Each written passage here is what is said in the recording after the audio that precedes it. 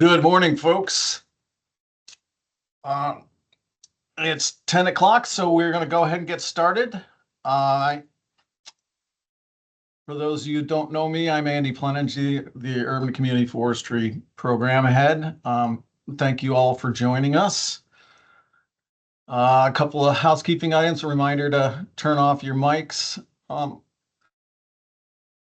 And if those please, in the chat box, add your name if you registered so we know who all has shown up. If you did not register, please in the chat put your name, organization, and phone number and email address so we can share the recording and have you on our list of folks that we need to reach out to. Okay. So I have a brief presentation that's 5 slides or so, kind of give you an update on where we are, and then about our RSAs for this July. And then we're going to open it up to questions and answers. We should have a good question and answer period. So hold your questions till after my presentation, please. All right. So.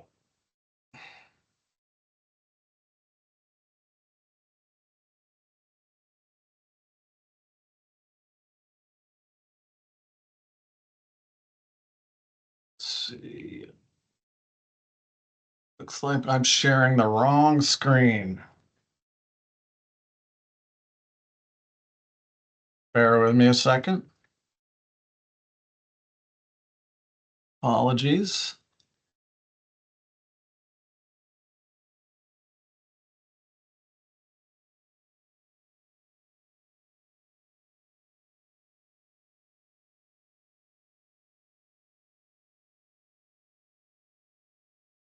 Okay, there we go. Okay, so we are going to touch on federal reorganization. Lots of changes going on, so I want to give you an update on all that I know and kind of our approach to dealing with this time of change. Overview on the request for applications, and then, as I said, plenty of time for questions and answers.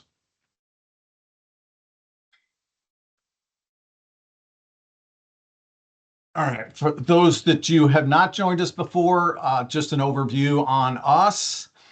We are a federally funded program. Our staff is myself, the program head, Sarah Hollis, our community forestry coordinator. If you have any questions or need to reach out to us, she's your first person to go to. And then our urban forestry specialist, Justin Bennett. And our NCFS district and county staff are a great local resource and coordination. Our primary customers are municipalities, but also our Forest Service staff. We provide expertise and guidance in urban community forestry, training and education, our cost share financial assistance program. We're looking to provide state level leadership and partnership building and coordination. Okay, so an update on the federal reorganization and how it's impacted our program. As I said, we are completely federally funded. On the left-hand side here are the buckets of funding that we work with, that we have grants presently and funding. We have significant funding. The first being our consolidated grant program, which is an annual grant that's appropriated by Congress each year.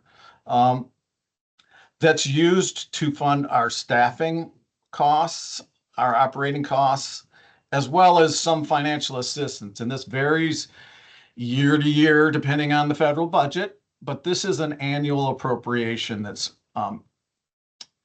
under the Farm Act that is allocated by Congress.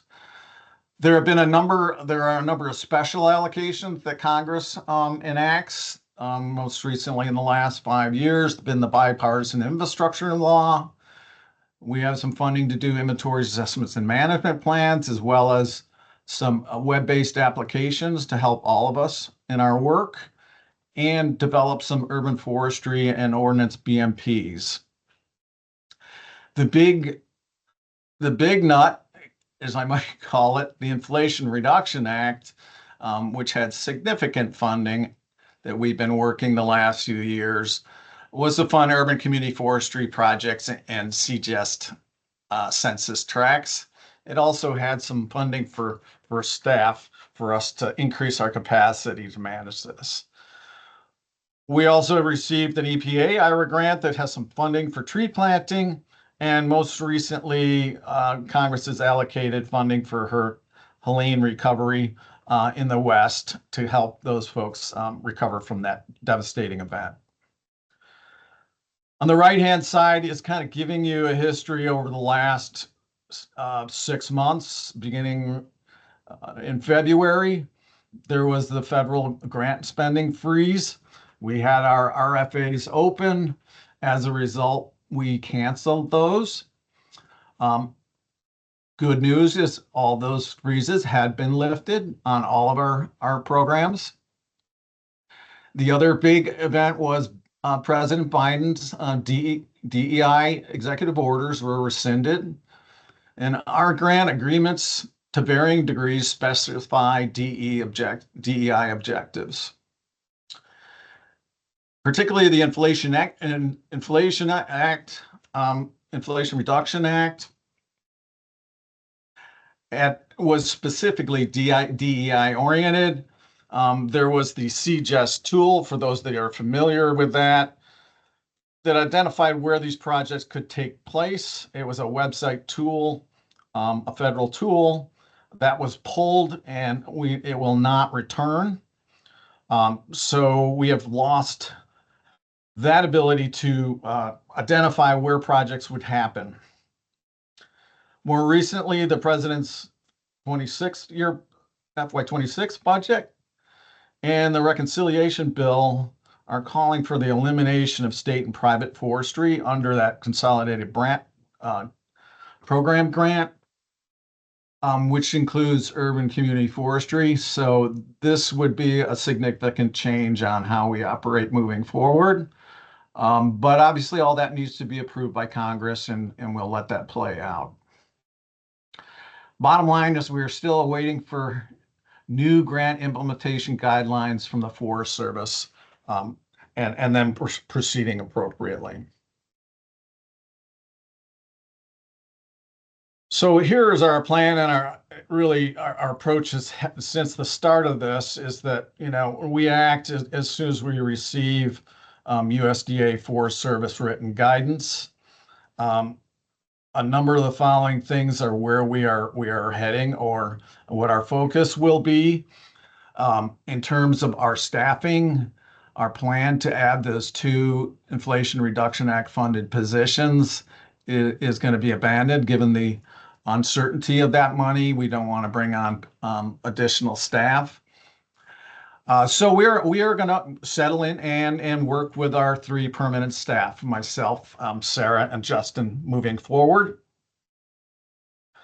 Our focus is going to be on those urban community forestry foundations, helping a municipality climb to sustainable management, and certainly within all this work, within our capacity to manage all these needs. Work we had planned to develop the urban community forestry BMPs and those web-based applications will proceed.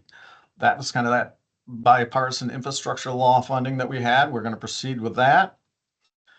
We are going to continue to review and improve our financial assistance program RFA process. That has shown challenges, so we're going to try and refine that, and work to identify and secure partners, as well as long-term sustainable funding for our program. So here is the outlook for the financial assistance offerings. Again, focusing on those foundations. Our July offering, coming up, is going to be very limited. But moving forward, we will be, for the January RFAs, going out with CPG funding, as well as the bipartisan infrastructure BIL funding. The Helene recovery plan is working its way through our planning process and anticipate July of 26 that we would have offerings there. And the bottom line on the IRA and both those IRA grants is that as soon as we receive guidance from the Forest Service, we will proceed with offering RFAs. That is still an unknown, so we're going to leave it in that unknown category, but certainly when we get that information, we will act on it. Okay, so I'm going to drive you back to the foundations, just so you know, on our financial assistance page, you will see this graphic on the left. This is how we measure a community moving up the scale from unknown or no management to management, and the measures we use. The Climb to Sustainable Management publication you can find on our website also goes into a little more detail on that process.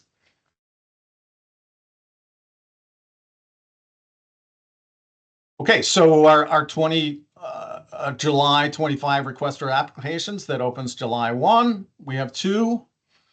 One is the North Carolina Arbor Day 2026 Celebration Assistance. Both of our offerings, there's no cost share. On the Arbor Day celebration, we're going to award 3 municipalities or a tribal government can be in there, one from each region. To provide assistance for a celebration on North Carolina Arbor Day 2026, which is March 20th.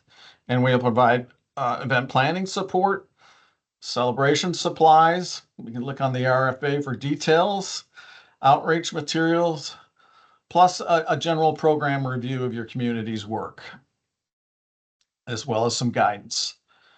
And the other offering is professional staff development. To obtain urban community forestry credentials, the International Society of Arboriculture Certified Urban Forestry Professional, Tree Risk Assessment Qualification, or the SAF Certified Urban Community Forester. We are giving preference. Those will be given to applicants that don't currently have urban forestry professional staff on board. Okay. So as I said, short and sweet presentation. And I will open it up to questions. You can raise your hand.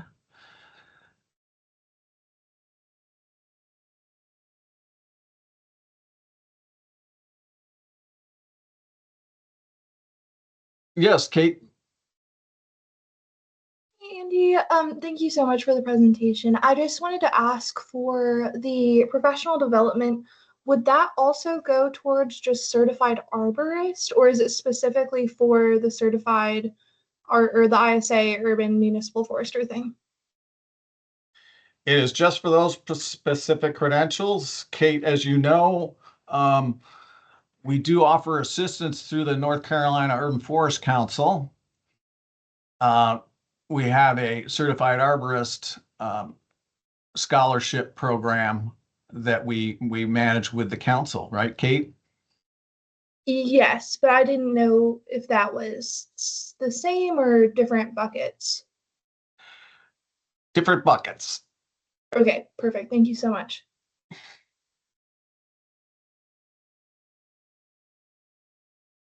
Yes, Lee. Hi, Andy, and thanks for taking my question. I'm working with a town and they have 2 employees that are interested in professional development, but they're not at the stage where they would qualify for the 2 professional development opportunities that were listed. They were looking at the more general arboriculture certification program through the Alamance Community College program. Would that be a potential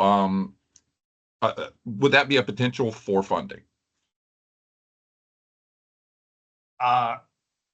Great to bring it up, Lee. Currently, it's not, what we have specified, but it is certainly something that I would look at. Also, Also, to follow that up, would it be possible to apply for the Arbor Day celebration and a potential professional development opportunity, particularly for a low cost professional development opportunity like the Alamance Community College?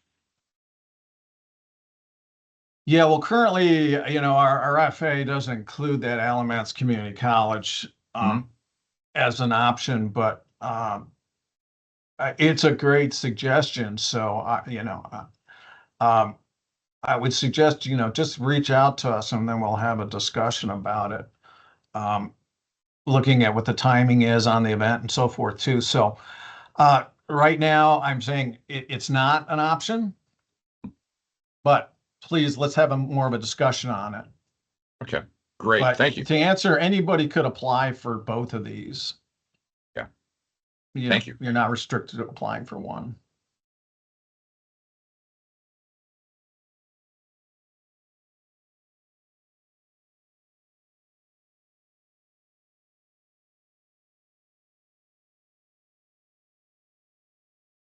Any other questions?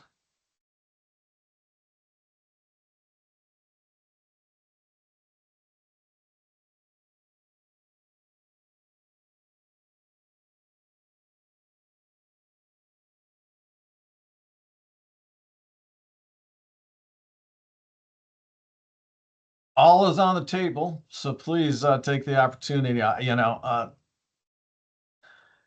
As you can see, this federal reorganization presents lots of challenges for us, and we're working to do the best we can in managing that. I am trying to be as transparent as I can about all that's happening. So hearing comments from you and questions or concerns, or even about how our financial assistance program has worked or has not worked for you in the past is helpful to hear.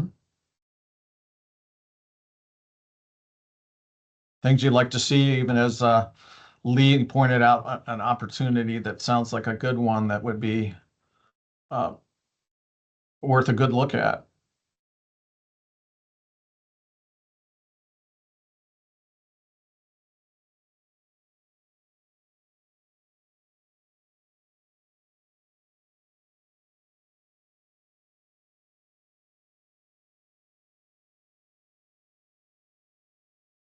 Andy, this is Kim Strazar.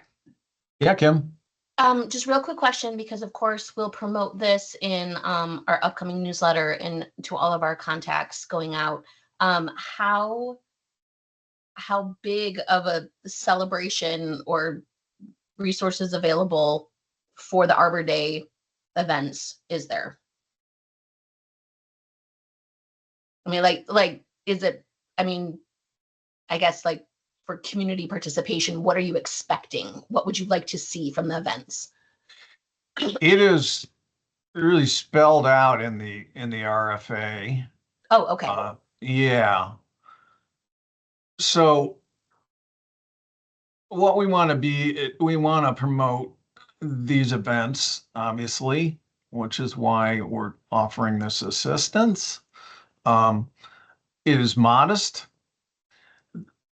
We will help give the community planning guidance, but we really want the community to be in the lead on that and make this event as large or as small as meets their needs.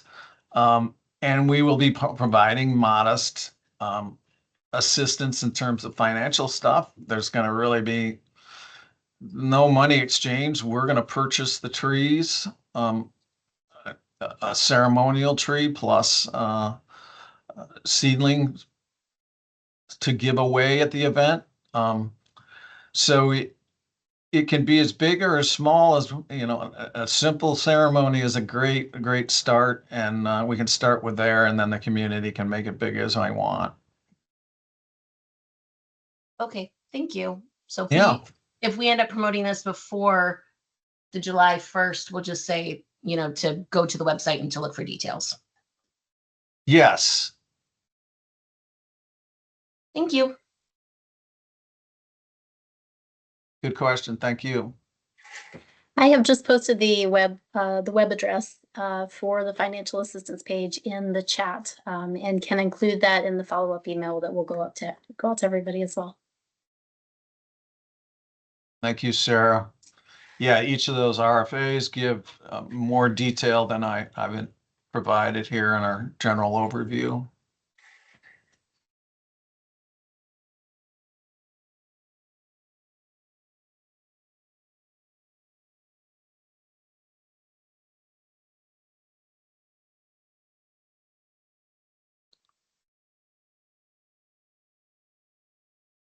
Any of you folks have any specific needs you were looking for, or want to share what it is you were planning, either planning on applying for this, or perhaps even planning on applying for one of our future offerings?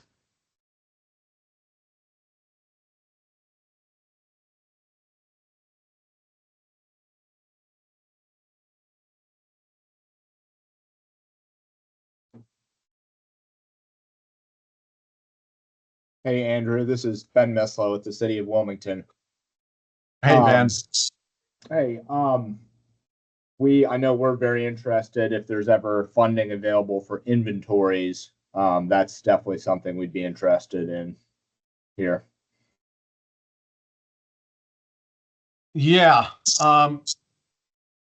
So I think for the city of Wilmington, it depends how big a scope you're talking about, right?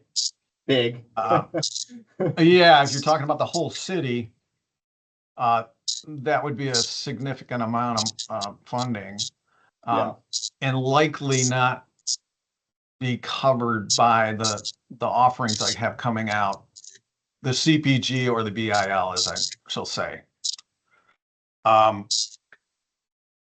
We can have a discussion about it before we get there, Ben. We can do some estimates on what it might cost you and see where we are. And certainly the Inflation Reduction Act is the biggest chunk of money. If that funding survives, and I hate to speculate, but at this moment it seems like it might. And if it does, it'll probably be the restrictions that are on it now it'll be opened up more. So being the optimistic person I am, that might, help to fund some of these larger projects. But, reach out to us, Ben. If you don't have a quote or an estimate to do that, I can give you pretty good estimates of what it might cost to do the city inventory, and then we'll see what funding we have and what might work for you. That definitely would be a helpful starting point. Thank you. Yeah, it might be something, we look at phasing, take the community and divide it into your management units and do X number per year. There's a lot of ways to break it down. Tell me if this is too in the weeds, but we're considering maybe a LiDAR based inventory rather than boots on the ground. It's intriguing, but I don't know if you guys have any experience with that or if anyone else does. Well, the inventories and assessments are really about what are you trying to do with that information, right? The boots on the ground inventory is a management tool. You want to be able to send a crew there to do the work that you identify in that inventory. Now, there's some new technologies. You speak of LiDAR. There also, which might be the driving type, Ben, that you're talking about. Yeah, it was specifically the iTree, and it was the program I saw put on by iTree, which they're trying to sell a product, but it was pretty intriguing, the level of detail that they could get using vehicular LiDAR. Okay, yeah, vehicular LiDAR. Yes, I'm familiar with that technology. It's brand new. So yeah, I mean, if the city, we can certainly have discussions about it. If the city wants to try that, I'm all for it.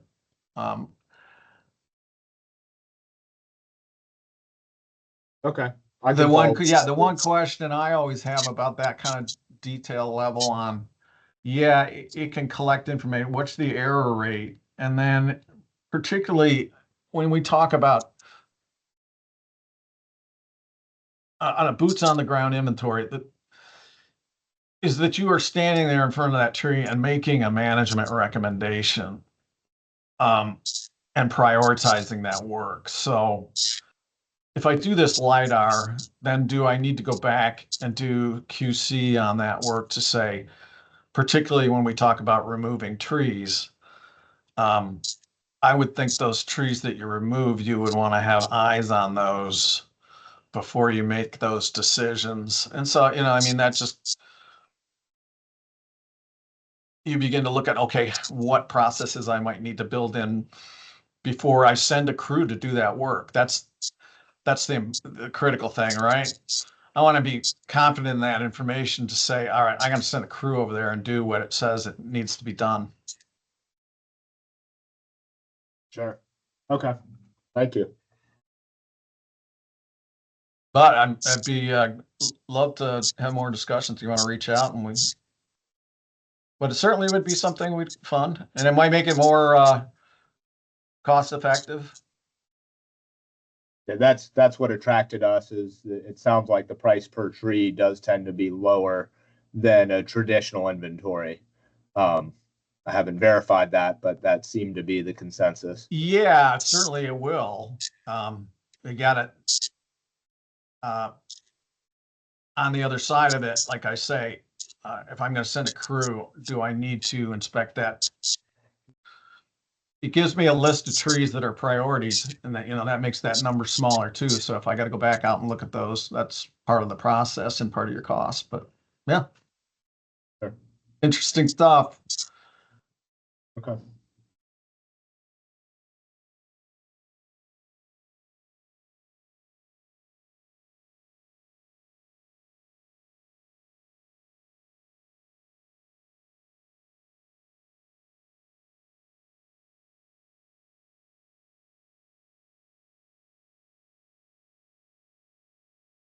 Anyone else want to share their plans?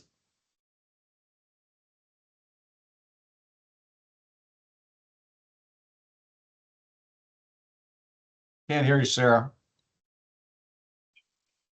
Really quick, I know in past RFAs, during the open application period, we have not been able to answer specific questions about projects.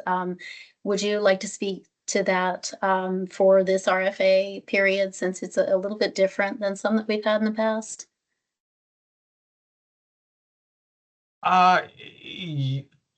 Yeah, I think for both of these, there's no reason we can't have a discussion about them, because it's not,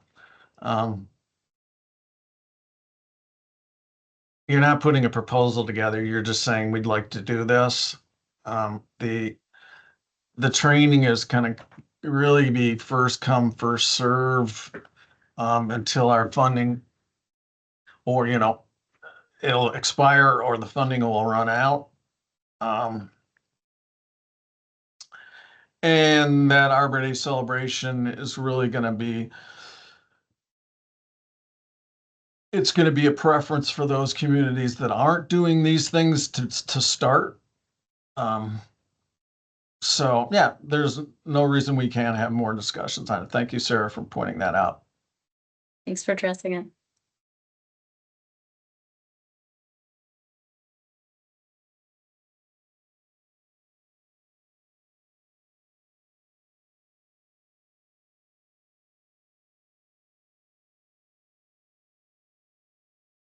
All right. Last chance. If nobody has any other comments, then I will cut you loose. But certainly reach out to us if you have more questions. Particularly as you're looking forward, right? On the new RFAs that will be coming out in January. Okay. Well, again, thank you all for joining us. As I say, go to our website, reach out if you have questions. We'd love to hear from you, comments, concerns on how our things are work, what your needs are. It's important for us to hear all that. Anything to add, Sarah? Thank you so much. Happy first day of summer. Yep. All right. Thank you all. Bye, everybody.